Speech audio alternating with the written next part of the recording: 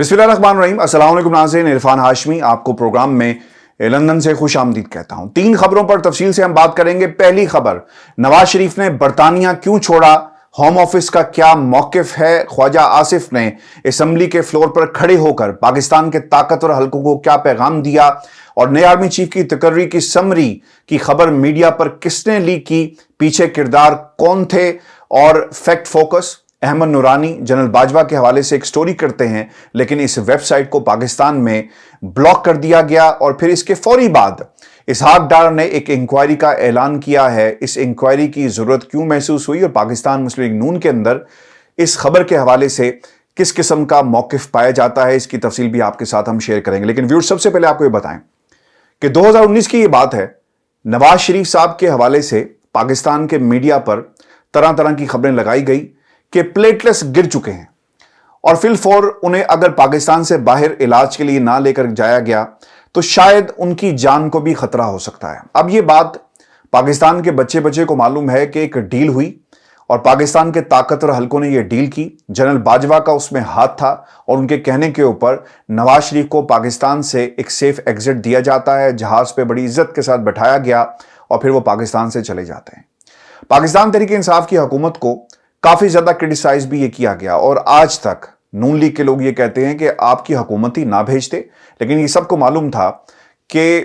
इमरान खान की इसमें मर्जी शामिल नहीं थी, काबीना की मर्जी शामिल नहीं थी। जो रिपोर्ट्स पेश की गई उन्हें जानबूझकर, यानी जारी रिपोर्ट्स की बुनियाद पर नवाज शरीफ को पाकिस्तान से बाहर भेजा गया। नवाज शरीफ पाकिस्तान से बाहर आ गए। 2.5 महीने इन्होंने बरतानिया के हस्पतालों के मीडिया के साथ जो है ना वो विजिट्स किए। हर हस्पताल के बाहर मीडिया की एक फौज मौजूद होती, और तरह तरह की रिपोर्टिंग जो है वो करवाई गई। यानी अदनान साहब बाहर आते हैं, तरह तरह की टर्मिनोलॉजी इस्तेमाल करते हैं, और नवाज शरीफ की बीमारियां गिनवाना शुरू कर देते हैं। शहबाज शरीफ साहब भी यहां पर मौजूद थे, और फिर 2.5 महीने के बाद हमने ये देखा कि नवाज शरीफ की सेहत के मुतालिक कोई खबर नहीं आई, और 2 साल का अरसा गुजर गया। फिर इस दौरान जो टर्म्स एंड कंडीशन जिसके तहत नवाज शरीफ साहब बरतानिया में आए थे वो विजिट वीजा था। इसी दौरान कोविड आता है, और होम ऑफिस बरतानिया की हुकूमत की तरफ से वो तमाम लोग जो इस दौरान बरतानिया में फंस गए थे उन्हें जो उनका टाइम था उसे बढ़ा दिया गया। एक ग्रेस पीरियड जो है वो दे दिया जाता है। लेकिन नवाज शरीफ साहब पाकिस्तान से बाहर नहीं जाते। कोविड खत्म हुआ, लॉकडाउन उठा लिया जाता है, फिर एक्सटेंशन लेते हैं, और फिर उन्हें एक मजीद एक्सटेंशन दे दी जाती है बीमारी की बुनियाद के ऊपर। लेकिन जब एयरपोर्ट्स ने काम करना शुरू कर दिया, लोग पाकिस्तान से आ भी रहे थे, जा भी रहे थे, और इसके अलावा दुनिया के तमाम खित्तों से जो ट्रैफिक थी वो शुरू हो जाती है, तो फिर बरतानिया की हुकूमत ने भी इनकी जो वीज़ा एक्सटेंशन थी, यानी बरतानिया से बाहर जाए बगैर उसे एक्सटेंड करने की दरख्वास्त जो है वो रद्द कर दी, जिसके ऊपर ये अपील में चले जाते हैं। और अपील में जाने के बाद ये मौक़िफ़ अपनाते हैं, क्योंकि वो बीमार हैं लिहाजा वो पाकिस्तान या बाहर नहीं जा सकते, उन्हें बरतानिया में रहने दिया जाए। और फिर मेडिकल रिपोर्ट्स का एक पलंदा जो है वो होम ऑफिस की उस जो रिफ्यूज़ल था उसके साथ अटैच करके अदालत में इसे जो है वो चैलेंज कर दिया जाता है, यानी ट्रिब्यूनल के अंदर इसे चैलेंज कर दिया जाता है। अब ये मामला चल रहे थे,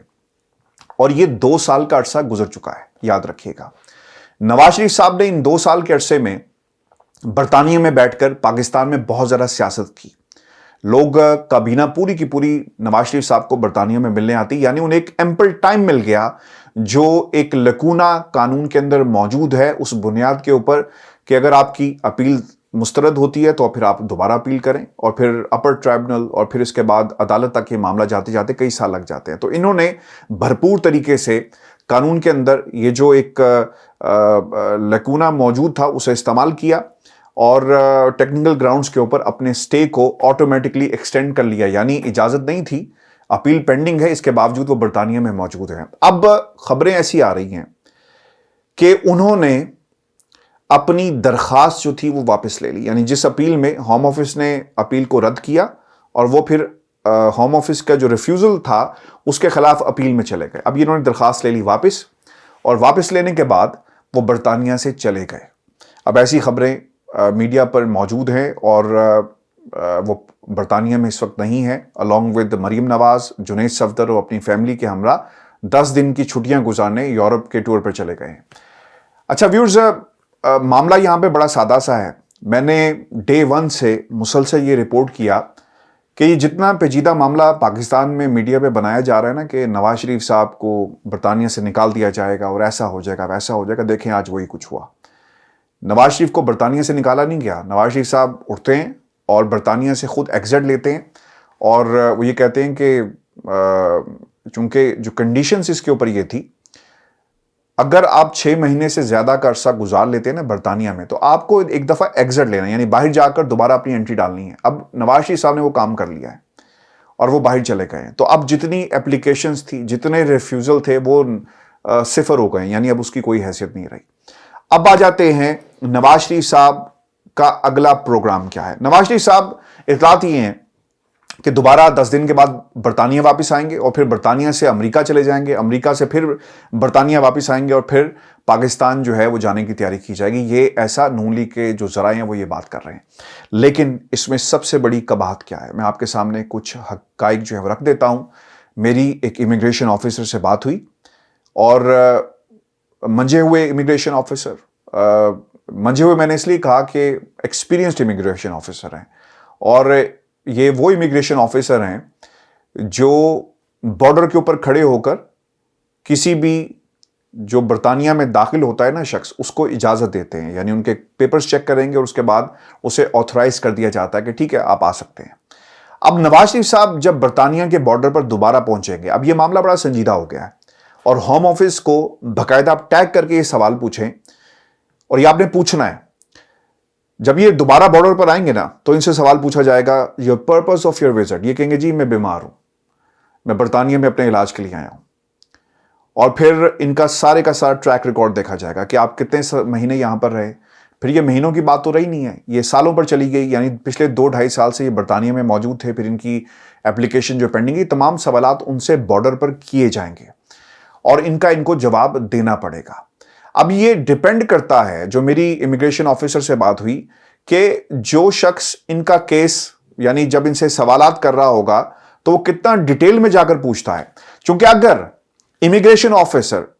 ان سے سوال کرے اور یہ چیز اسٹیبلش ہو جائے کہ برطانیہ کو انہوں نے اپنا دوسرا گھر بنا لیا، یعنی یہ صرف وزٹ کے لیے نہیں آ رہے، یہ ملنے کے لیے نہیں آ رہے، یہ اپنا علاج کروانے کے لیے نہیں آ رہے، بلکہ باقاعدہ طور پر یہ برطانیہ میں رہتے ہیں، فزیکلی لیونگ ان UK. یہ ٹپیکل جو ورڈز ہیں وہ استعمال کیے گئے تھے امیگریشن آفیسر کی طرف سے، جو مجھے انہوں نے بتایا کہ اگر یہ ثابت ہو جائے کہ اور یہ اسٹیبلش ہو جائے، ان کی جو بیان یہ وہاں پر کھڑے ہو کے کاؤنٹر پر دیں گے اس کے بعد کہ میں برطانیہ میں رہنے کے لیے نہیں بلکہ اپنا علاج کے لیے آ رہا ہوں، اسے وہ چیلنج کر سکتا ہے. وہیں پہ کھڑا ہو کے آفیسر کہہ سکتا ہے کہ آپ تو پچھلے 2 سالوں سے یہاں پر موجود ہیں، تو اس کا مطلب یہ ہوا کہ فزیکلی آپ یہاں پر رہ رہے ہیں. اب یہ بھی سوال ہوگا کہ 10 دن کے لیے آپ باہر گئے اور 10 دن کے بعد آپ یہاں پر آ رہے ہیں، تو اس کا مطلب یہ ہوا کہ آپ نے ایک چور دروازہ اپنایا برطانیہ میں انٹری اور ایگزٹ کا، اور آپ ڈپلومیٹک پاسپورٹ کے اوپر باقاعدہ برطانیہ میں انٹر ہو رہے ہیں. اب یہ کیس سنجیدہ ہو گیا ہے. برطانیہ سے نکالنا شاید مشکل تھا، لیکن اب یہ ڈیپینڈ کرتا ہے ہوم آفس کے اوپر کہ وہ آفیسر کس قسم کے سوال کرتا ہے. اسی لیے میں آپ کو بار بار یہ کہہ رہا ہوں کہ ٹیگ کر کے ہوم آفس کو یہ سوال اٹھائیں کہ نواز شریف صاحب اگر برطانیہ کے بارڈرز کو دوبارہ آ کر وہاں پر کھڑے ہوتے ہیں تو ان سے یہ پوچھا جائے، کیونکہ انہوں نے پچھلے 2.5 برسوں میں اپنا جتنا بھی علاج کروایا وہ پوری قوم کے سامنے ہے، کتنی رپورٹ شیئر کی گئی وہ بھی قوم کے سامنے ہے. تو لہٰذا بارڈر پر کھڑے ہو کر یہ سوال ان سے کرنا انتہائی اہم ہو گیا ہے. اور اکثر یہ سوال کیا جاتا ہے کہ کیا نواز شریف کو عالمی طاقتوں کی سپورٹ ہے؟ انٹرنیشنل اسٹیبلشمنٹ کی سپورٹ کے بغیر نواز شریف کس طرح 2.5 برس برطانیہ میں رہے؟ اگر جس طرح امیگریشن آفیسر نے بتایا بارڈر پر نواز شریف سے یہ سوال نہیں کیے جاتے، تو اس میں ویورز کوئی دوسری رائے نہیں ہے کہ عالمی طاقتوں کا ایک ایجنڈا ہے اور نواز شریف اس کے کردار ہیں. ویورز آپ کو یہ بتانے چلیں، آج پاکستان میں خواجہ آصف صاحب کی طرف سے اسمبلی کے فلور پر ایک بیان جاری کیا گیا اور وہ یہ کہتے ہیں کہ آرمی چیف کی تقرری پر سیاست کی جا رہی ہے، فیک نیوز میڈیا کے ذریعے پھیلائی گئی. آپ بلا کر مریم اورنگزیب سے یہ سوال پوچھ لیں، انکوائری جو ہے وہ لگائی جائے، ان کرداروں کی نشاندہی کی جائے، ٹیلی فونز چیک کیے جائیں، mobile phones what's app groups کو دیکھا جائے اور ایک ٹریل چیک کی جائے، ڈیجیٹل فٹ پرنٹس دیکھے جائیں کہ کس نے یہ خبر کہاں سے نکالی، وزیراعظم ہاؤس میں کون سے کردار تھے، اور پھر پاکستان کے میڈیا نے اس کو چلایا کہ ایک سمری موصول ہو گئی ہے. خواجہ آصف صاحب فلور آف دا ہاؤس آئے اور انہوں نے کہا کہ جناب کوئی سمری موصول نہیں ہوئی، صرف ایک خط ہے جو موصول ہوا وزیر جو وزارت دفاع ہے اس کو، اور اب اس خط کے تناظر میں جی ایچ کیو سے رابطہ کر لیا گیا کہ وہ اپنی ایک سمری بھیجیں، اور وہ یہ کہتے ہیں کہ 1-2 روز کے اندر یہ معاملہ جو ہے وہ طے پا جائے گا، ملک کا اگلا آرمی چیف کون ہوگا، اس حوالے سے فیصلے جو ہیں وہ کر لیے جائیں گے۔ اب سب سے اہم بات یہ ہے کہ اس سمری کے اندر جنرل عاصم منیر کا نام ڈالا گیا، جو خبریں چلی ہیں کچھ نام لیے گئے جس میں پاکستان کے تمام میڈیا ہاؤسز جو تھے وہ شامل تھے، اور پھر یہ بھی خبر آئی کہ اس کو نکالنے کی بنیادی وجہ یہ تھی کہ ہواؤں کا رخ چیک کیا جائے کہ ریئیکشن کیا آتا ہے، کہ اگر ہم نے جنرل عاصم منیر کا نام اس میں ڈال دیا تو جی ایچ کیو کیا اس کے اوپر ریزرویشنز کرے گا، اور پھر کیا وہاں سے ریئیکشن آتا ہے، اور ریئیکشن آیا، اور اب جی ایچ کیو سے رابطہ جو ہے وہ کیا گیا ہے، اور 1-2 روز کے اندر یہ لسٹ جو ہے وہ دے دی جائے گی۔ لیکن اس کے پیچھے صرف اور صرف دیکھنا یہ چاہ رہے تھے کہ جنرل عاصم منیر کا نام جو ہے وہ ایکسیپٹیبل ہے کہ نہیں ہے۔ ہماری اطلاعات کے مطابق جی ایچ کیو سے جو لسٹ جائے گی اس میں جنرل عاصم منیر کا نام نہیں ہوگا، اور اگر یہ نام شامل کیا گیا تو یقیناً نواز شریف صاحب کی ضد ہوگی، نواز شریف پاکستان مسلم لیگ نون کی ضد ہوگی، اور وہ چاہتے ہیں کہ جنرل عاصم منیر کا نام بطور آرمی چیف جو ہے وہ آگے لے کر آئیں، اور اس کے اوپر باقاعدہ جو ہے وہ کام بھی شروع کیا گیا متعدد بار۔ لیکن اب یہ دیکھنا ہے کہ جب یہ جی ایچ کیو جسے رابطہ کیا گیا ہے، جو لسٹ وہاں سے موصول ہوتی ہے، اس میں کیا لکھا گیا ہے۔ اب بعض لوگ یہ بھی کہتے ہیں، ویورز، یہ بہت ہی اہم نکتہ ہے کہ 27 نومبر کو ریٹائرڈ ہونے والے جنرل عاصم منیر کو ایکسٹینشن دیے بغیر ان کا نام سمری میں کیسے شامل ہو سکتا ہے، یہ ایک بنیادی سوال جو ہے جو دفاعی تجزیہ کار ہیں وہ کر رہے ہیں۔ آپ کو یہ بتانے چلیں کہ خواجہ آصف کے اس بیان کے بعد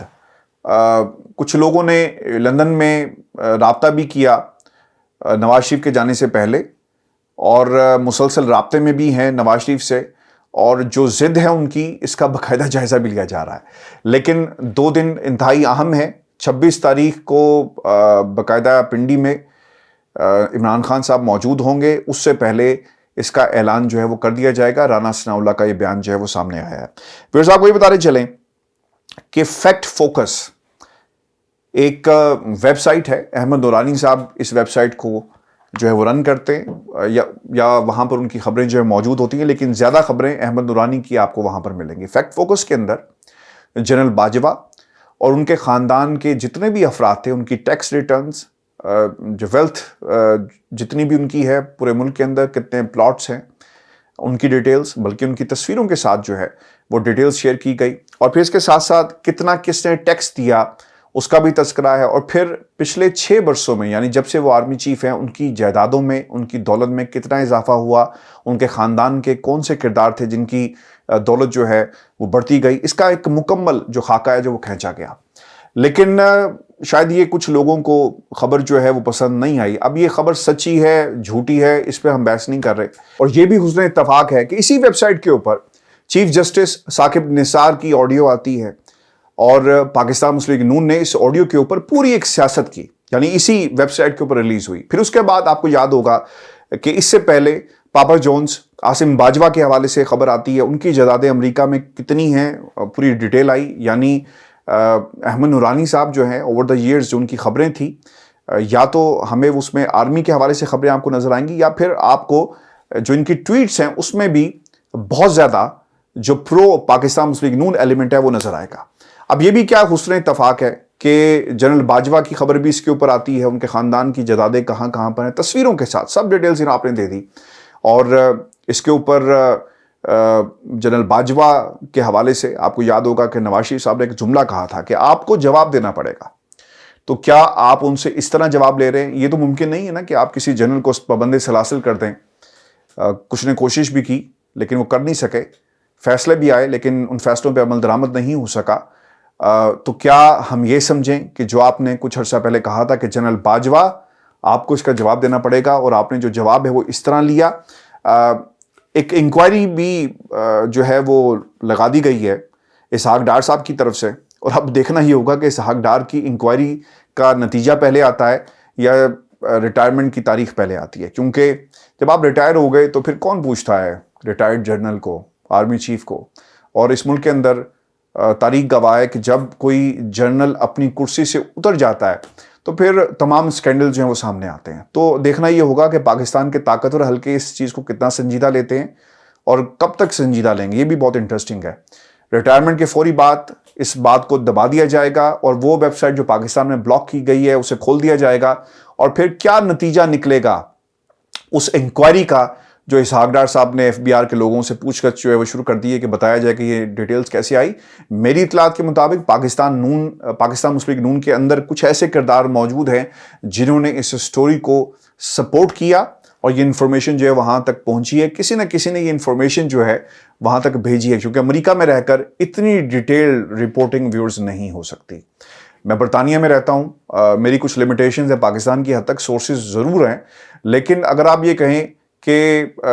نقشے، تصویریں، ایف بی آر کی رسیدیں اٹھا کر جو ہے وہ پبلش کر دیا، یہ اتنا ممکن نہیں ہے۔ کوئی نہ کوئی ایسا شخص اندر موجود ہے جس نے تمام ڈیٹیلز جو ہیں وہ پہنچائی ہیں، لیکن دیکھنا یہ ہے کہ کتنے دن تک اس ویب سائٹ کو بلاک کیا جاتا ہے اور پاکستان کے طاقتور حلقے اس حوالے سے کیا کہتے ہیں۔ یہ ہمارا آج کا شو تھا، اپنے کمنٹس ضرور بھیجیے گا، اور ہاں جاتے جاتے تسنیم حیدر کے حوالے سے آپ کو اپڈیٹ دے دیں کہ ناصر بٹ صاحب نے ایک پولیس اسٹیشن میں جا کر رپورٹ درج کروائی ہے،